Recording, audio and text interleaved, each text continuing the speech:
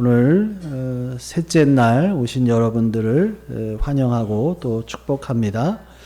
오늘도 하나님의 크신 은혜와 또 역사가 있기를 간절히 바랍니다. 저희가 첫째 날에는 누구를 살펴봤었죠? 네? 에스라를 살펴봤죠? 어제는 느헤미야를 봤죠? 오늘은 누구를 볼까요? 예? 누구? 한번 찍어보세요. 누가 나올까? 자, 첫째 날 누구예요? 에스라. 둘째 날 느헤미야. 그 다음엔 그렇죠. 누가 나온 것 같은데 에스더. 예. 자, 오늘은 에스더에 대해서 함께 말씀을 살펴보겠습니다. 자, 에스더서 4장. 자, 9절에서 17절까지. 에스더 4장 9절에서 17절. 한 절씩 교독하시고 17절 같이 읽겠습니다. 하닥이 돌아와 모르드게의 말을 에스더에게 알림해 왕의 신하들과 왕의 각 지방 백성이 다 알거니와 남녀를 막론하고 부름을 받지 아니하고 안뜰에 들어가서 왕에게 나아가면 오직 죽이는 법이요 왕이 그자에게 금규를 내밀어야 살 것이라. 이제 내가 부름을 입어 왕에게 나가지 못한 지가 이미 30일이라 하라 하니라. 모르드게가 그를 시켜 에스더에게 회답하되 너는 왕궁에 있으니 모든 유다인 중에 홀로 목숨을 건지리라 생각하지 말라.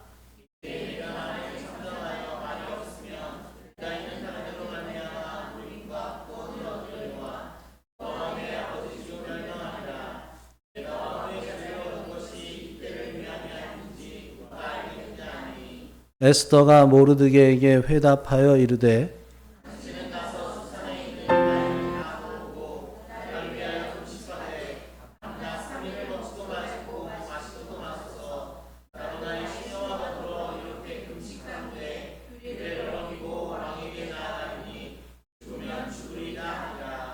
모르드게가 가서 에스더가 명령한 대로 다 행하니라.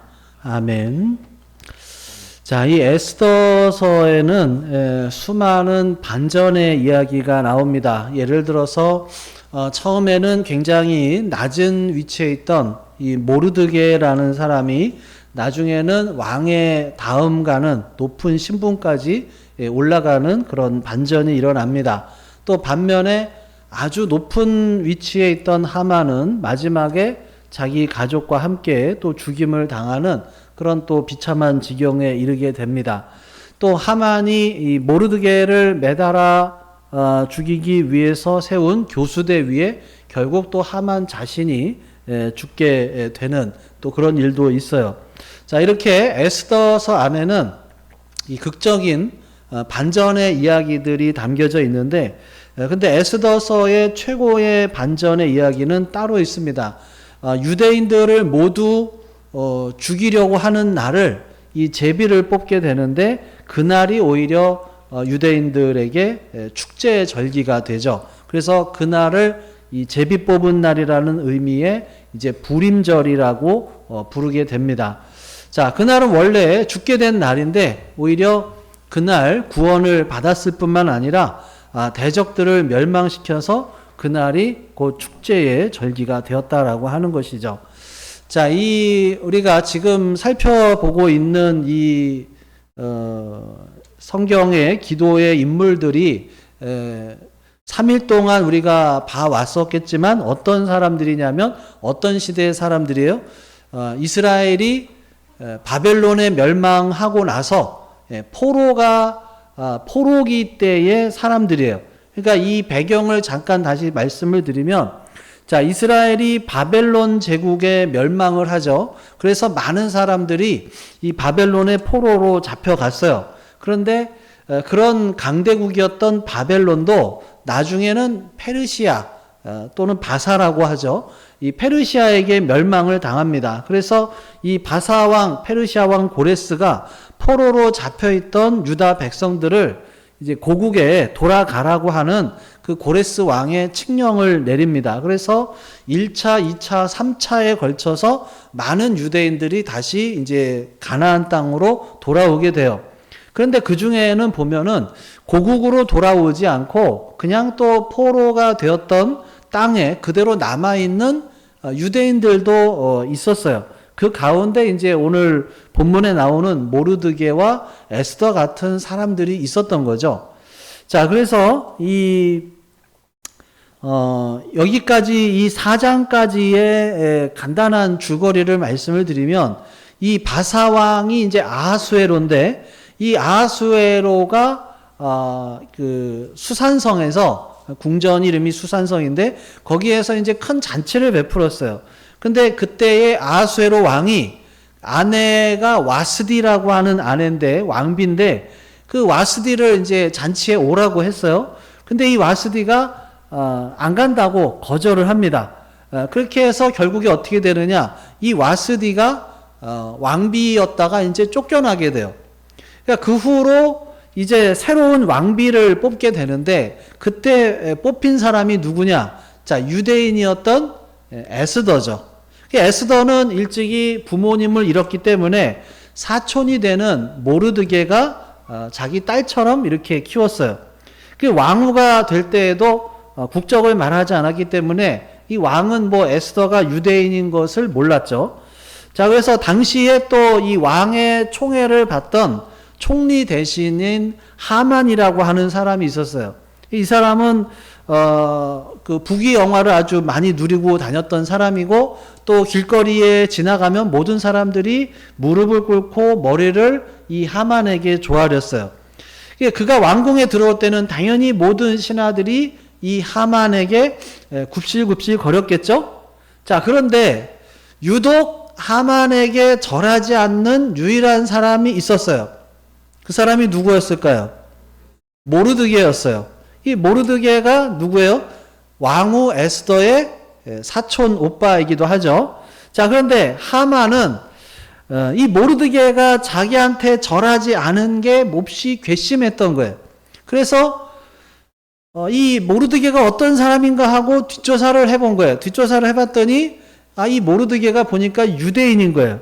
그래서 나중에는 어떤 계략을 꾸미느냐? 모르드게뿐만이 아니라 아예 이 유다 민족들을 모조리 죽일 계획을 가지고 왕의 허락을 받기 위해서 날을 잡아서 왕에게 나아갑니다. 자, 그래서 뭐라고 그러냐면 왕한테 가서 왕이여, 한 민족이 있는데 그들은 자신들의 율법을 지키기 위해서 왕의 명령과 이 나라의 법을 지키지 않는 것을 인해서 그들을 용납해 두는 것은 옳지 않고 그들을 죽이는 게 나라의 큰 이익이 될 것입니다. 제가 그들을 다 죽이고 그들이 바치는 세금, 또 노동력, 또 이런 경제적인 손실에 대해서 제가 보상금조로 국고에 은 1만 달란트를 내놓겠습니다.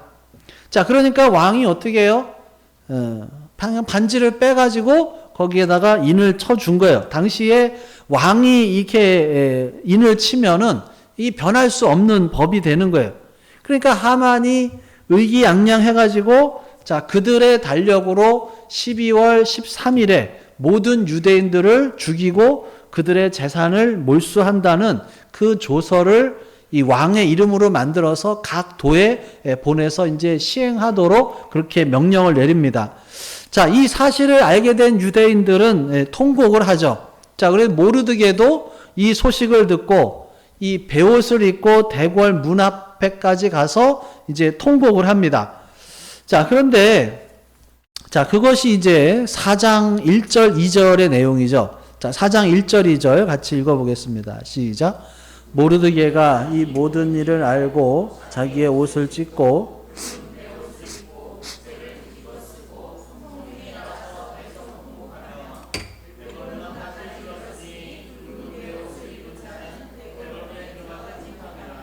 예. 자, 대궐 문 앞에 갔는데 베옷을 입은 사람은 들어가지를 못하니까 그냥 그 앞에 계속 있었던 거예요.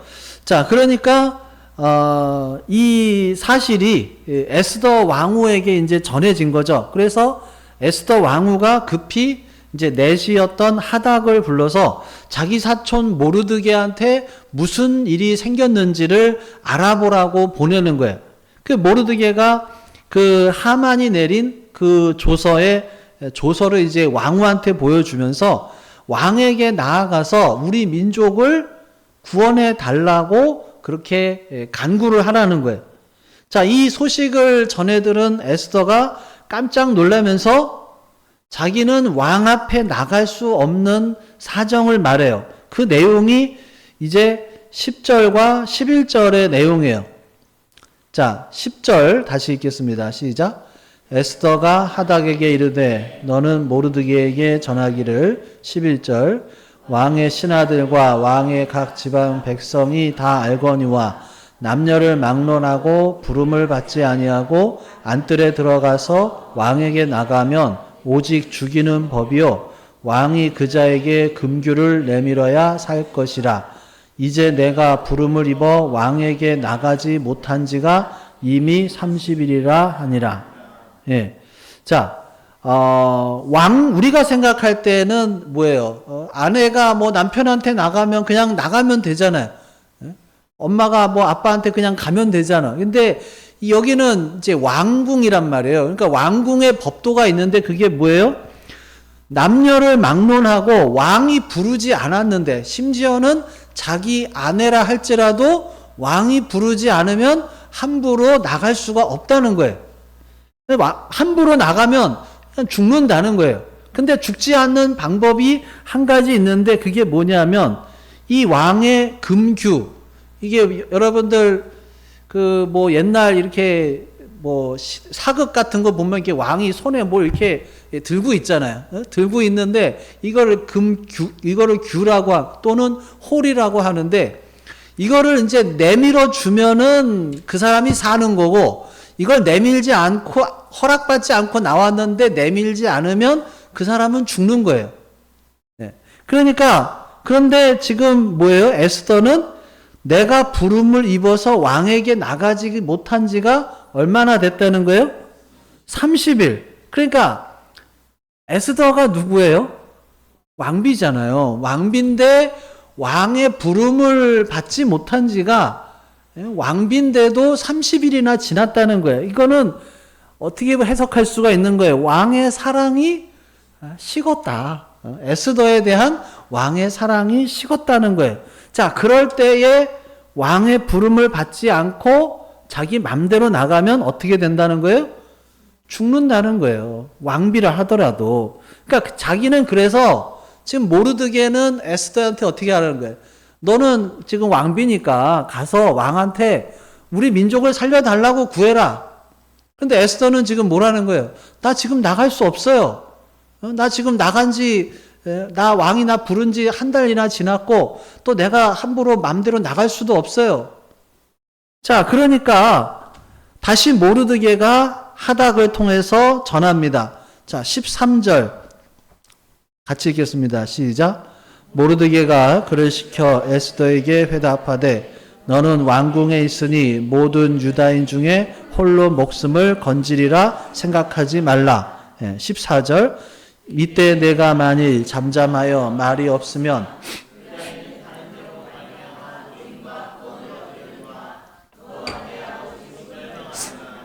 내가 왕후의 자리를 얻은 것이 이때를 위함이 아닌지 누가 알겠느냐. 네. 자, 그래서 어떻게 해요? 모르드게는 에스더에게 너 여기서 궁전에 있으니까 너는 괜찮을 거라고 그렇게 생각하지 말라는 거예요.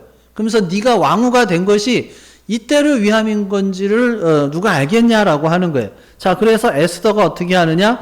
자기 시녀들과 더불어서 3일을 금식하고 죽을 각오를 하고 왕 앞에 나아가기로 결심을 합니다. 그리고 모르드게에게 수산성에 있는 이 유대인들을 모아서 자기를 위해서 3일 동안 금식 기도를 부탁을 해요.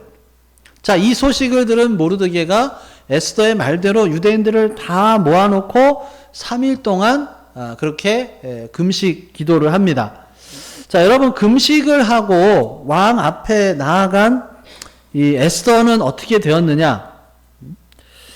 아까도 말씀드렸듯이 왕의 부인이라 하더라도 이 왕의 부름이 없이 그냥 함부로 나가면 죽는 거예요. 그런데 단지 왕이 호를 내밀면 죽지 않는 거죠. 자, 그래서 어떻게 됐느냐? 자, 1절과 2절을 같이 읽겠습니다. 5장 1절과 2절을 같이 읽겠습니다. 시작. 제3일에 에스더가 왕후의 의복을 입고 왕궁안 뜰 곧 어전 맞은편에 서니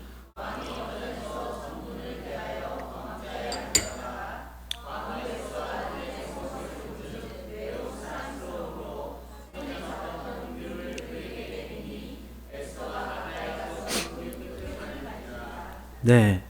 자, 에스더가 왕 앞에 나아가니까 어떻게 해요? 왕이 그 귤을 내밀은 거예요. 근데 2절에 보면 뭐예요? 왕후 에스더가 뜰에 선 것을 본즉 어떻게 보였어요? 매우 사랑스럽게 보인 거예요. 그러니까 거기서 이거 안 내밀면은 왕비가 죽는 거예요. 그런데 왕비를 딱 보는 순간 아하수에로 왕이 눈에 왕비가 어떻게 보인 거예요? 매우 사랑스럽게 보인 거예요. 그래서 호를 딱 내밀어 준 거예요. 그러니까 어떻게 돼요? 산 거죠. 자, 그래서 뭐라 그러냐면 3절에 보면 왕이 이르되 왕후 에스더여 그대의 소원이 무엇이며 요구가 무엇이냐 나라의 절반이라도 그대에게 주겠노라. 얼마나 이 감격스러운 어명이에요. 하나님이 왕의 마음을 감동시켜서 에스더의 모습을 사랑스럽게 보이게 했을 줄로 믿습니다. 할렐루야. 에스더는 이번 일에 민족이 죽고 사는 문제이기 때문에 죽으면 죽으리라고 기도로 무장을 하고 왕을 위해서 잔치를 배설하겠다고 그래요. 자, 그래서 에스더가 뭐라 그래요? 4절 시작. 에스더가 이르되 오늘 내가 왕을 위하여 잔치를 베풀어 싸우니 왕이 좋게 여기시거든 하만과 함께 오소서. 네. 자, 이런 식으로 내용이 진행이 됩니다. 재밌죠, 에스더? 저기 준성아, 재밌지, 에스더? 가서 이제 마저 읽어봐. 어떤 내용으로 나오는지.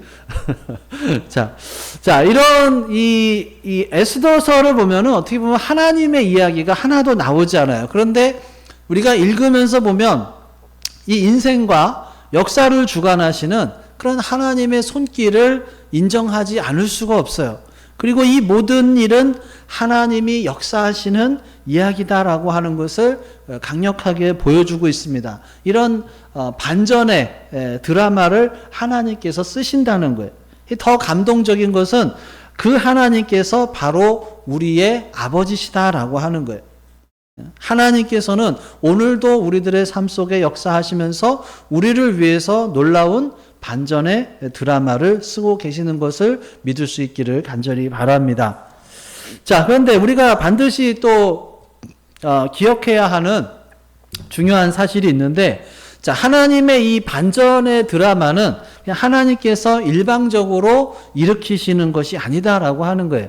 하나님께서 우리 인생 가운데 기가 막힌 이런 반전의 역사를 쓰시지만 그 모든 반전의 이 역사를 혼자 알아서 다 하시는 것이 아니라 믿음의 사람들의 기도를 통해서 역사를 일으키신다는 거예요.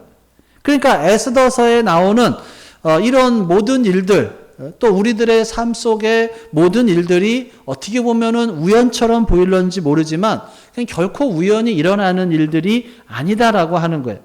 믿음의 사람들의 기도가 있어서 이런 놀라운 역사가 일어나게 되는 것입니다.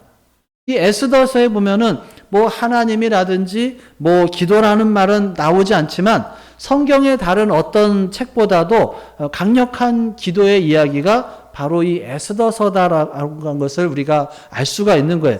에스더서의 이 두 주인공 모르드게와 에스더는 성경에 나오는 어떤 사람들보다도 강력한 기도의 사람들이었어요. 무엇으로 그것을 알 수 있느냐? 하나님의 이 반전의 역사를 일으키는 기도의 사람에게는 보통 이 세 가지 특징이 있는데, 자, 첫 번째로 이 기도의 사람은 기도의 능력을 믿는 사람이에요. 두 번째로 기도의 사람은 기도의 모든 것을 겁니다. 기도 외에 다른 것이 없다는 거예요. 세 번째로 기도의 사람은 실제로 결단하고 기도하는 사람이라는 거예요. 생각만 하는 게 아니라 구체적으로 기도하는 거예요. 여러분, 기도는 생각이 아니에요. 행동이에요. 내가 기도할 수 없는 상황 속에서도 기도할 상황이 아니어도 내가 결단하고 기도하는 그런 구체적인 행동이 반드시 나와야 한다는 거예요. 그냥 머리로만 생각하는 것은 기도가 아니에요.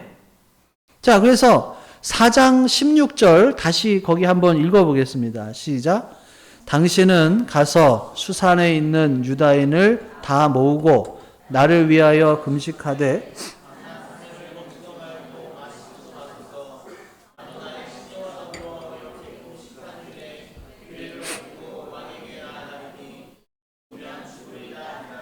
예. 자, 이 에스더의 이 결단, 여기에는 이 하나님의 반전을 일으키는 역사를 일으키는 이 기도의 세 가지 특징이 다 있는데, 첫 번째는 뭐냐 하면, 이 도전하는 기도였다라고 하는 거예요. 자, 기도하고 나서 규례를 어기고 왕에게 나아가겠다는 거예요. 그러면서 뭐라고 고백해요? 죽으면 죽으리이다. 진짜 기도는 도전하는 기도예요. 그런 기도가 하나님의 반전의 역사를 일으킵니다. 자기의 생각, 감정, 상식, 판단을 뛰어넘지 않으면 기도가 될 수가 없는 거예요. 근데 여기서 우리가 주의해야 할 것이 에스더가 뭐 왕의 규례를 어기고 믿음으로 죽으면 죽으리다 하고 나간 것처럼 우리도 뭐 아무 때나 법을 어기면서 죽으면 죽으리다 하고 나가면 되는 게 아니라는 거예요. 지금 에스더가 뭐 범죄를 저지르면서 죽으면 죽으리다 한 게 아니죠. 나라의 법을 막 어겨가면서 그런 게 아니에요. 지금 이 절체절명의 위기 상황이죠. 악한 계략에 의해서 자기 민족이 다 지금 말살당하게 된 그런 상황이에요. 아주 급박하고 또 이 열악한 상황에서 나라의 법을 뛰어넘는 이 하나님의 법을 생각하는 거예요. 유다 백성이 말살되는 것, 다 죽는 것이 하나님의 뜻이 아니죠. 하나님의 백성이 이렇게 무고하게 말살되는 것은 악한 일이에요.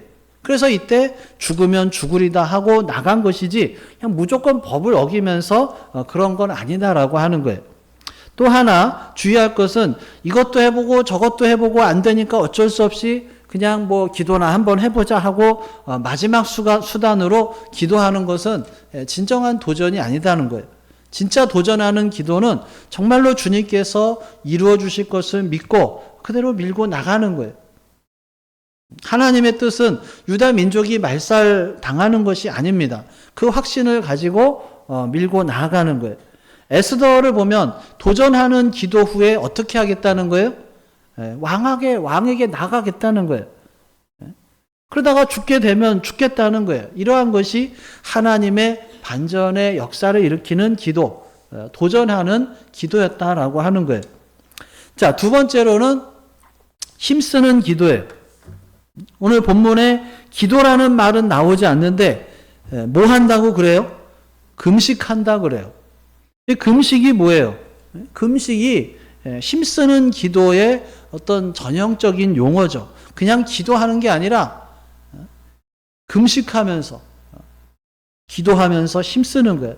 먹지도 마시지도 않고 금식하는, 그렇게 해달라고 요청해요. 그리고 자기도 시녀와 함께 그렇게 금식하며 기도하겠다고 말을 합니다. 근데 여러분 3일 동안 먹지도 않고 마시지도 않으면 사람이 어떻게 되겠어요? 사람이 탈진하죠. 생각해 보세요. 왕비로서 얼마나 호화로운 음식을 먹으면서 살았겠어요. 그런데 그 모든 것을 다 끊고 그냥 금식하겠다고, 금식하면서 기도하겠다고 그러는 거예요. 무슨 말이에요? 자기도 목숨을 걸고 기도할 테니까 유다인들 모두가 목숨을 걸고 같이 기도해 달라는 거예요. 이렇게 힘쓰는 기도였다는 거죠. 자, 세 번째는 이 분량을 채우는 기도였다라고 하는 거예요. 자, 에스더가 모르드게에게 뭘 부탁을 해요? 수산궁에 있는 모든 유다인들에게 3일의 금식 기도를 요청을 해요. 이것은 기도의 분량이 채워져야 하기 때문에 그런 거예요. 여러분, 나는 별로 기도한 게 없는데 생각보다 일찍 하나님의 응답을 받았어요. 그러면 그거는 둘 중에 하나예요.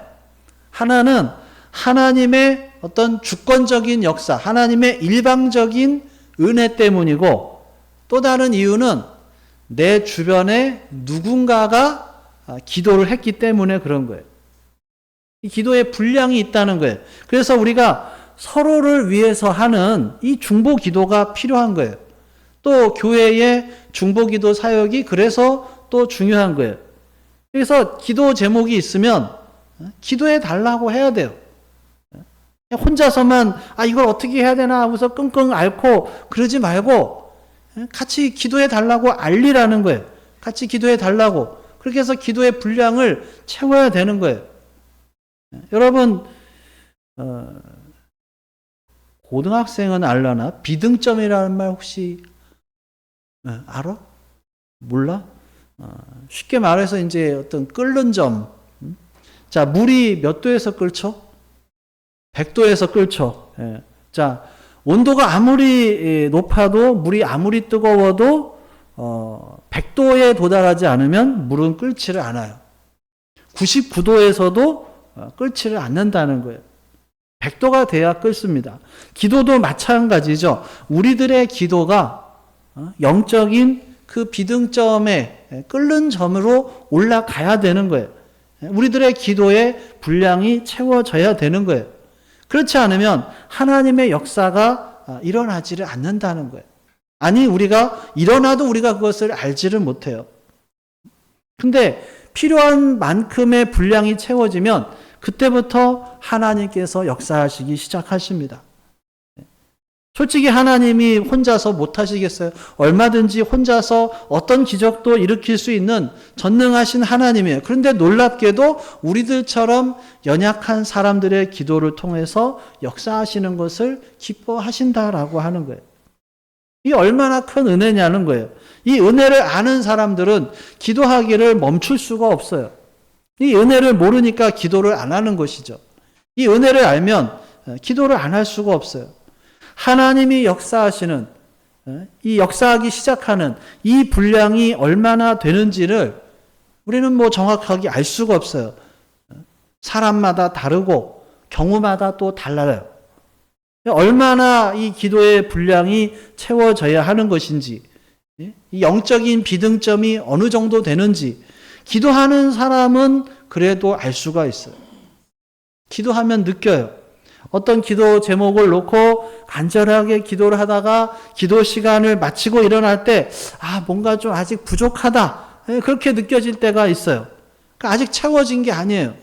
근데 어떤 때는 그렇게 오래 기도한 것도 아닌데 일어날 때 이상하게 기쁨도 오고 평안이 올 때가 있어요. 그러니까 항상 같은 것이 아니에요. 근데 중요한 것은 우리가 기도할 때 그것을 느낄 수가 있다라고 하는 거예요. 그래서 기도하는 사람들은 그 기도의 분량이 채워지기까지 자신의 기도를 멈추지 않아요. 오늘 기도했는데 안 채워졌다. 그럼 내일 또 하는 거예요. 그 다음날 또 하는 거예요. 영적인 비등점에 도달할 때까지 기도를 계속해서 멈추지 않습니다.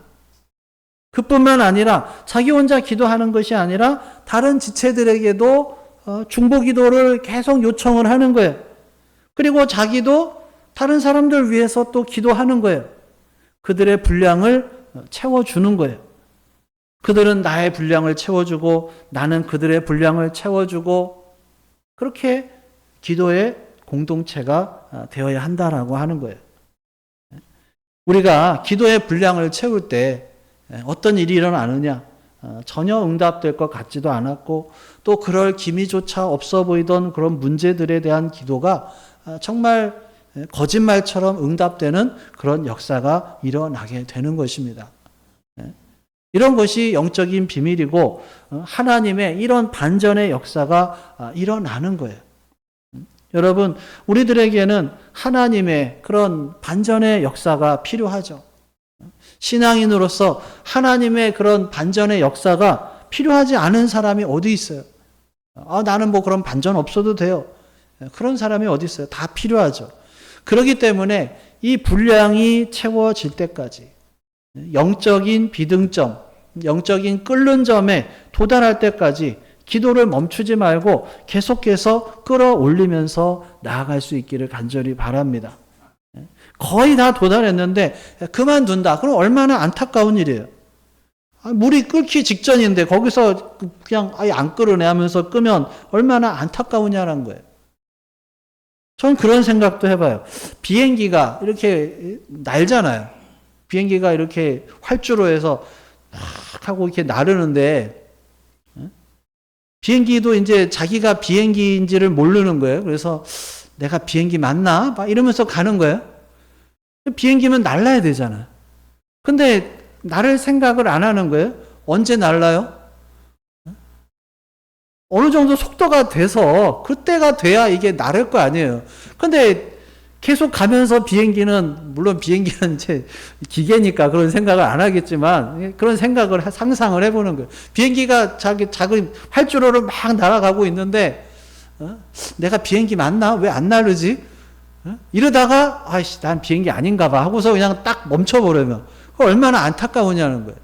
거기서 좀 더 속도를 내서 그랬으면 정말 하늘을 막 위로 올라갈 텐데 그러지를 못하고 그 나르는 그 지점까지 올라가지를 못하고 그냥 거기에서 나는 비행기 아닌가 봐 그러고서 그만둔다고 하면 이게 얼마나 안타까우냐라고 하는 거예요. 여러분, 기도의 분량을 채울 수 있기를 간절히 바랍니다. 결코 멈추지 마시고 기도의 분량을 채울 때까지, 영적인 비등점에 도달할 때까지, 비행기가 날아오를 때까지 계속해서 기도하는 거예요. 그럴 때 하나님의 놀라운 반전의 역사가 일어나게 될 줄로 믿습니다. 그런 반전의 역사의 주인공으로 쓰임을 받는 우리 모두가 될 수 있기를 주님의 이름으로 축원합니다. 오늘 함께 찬양하겠습니다. 임재 함께 찬양하겠습니다.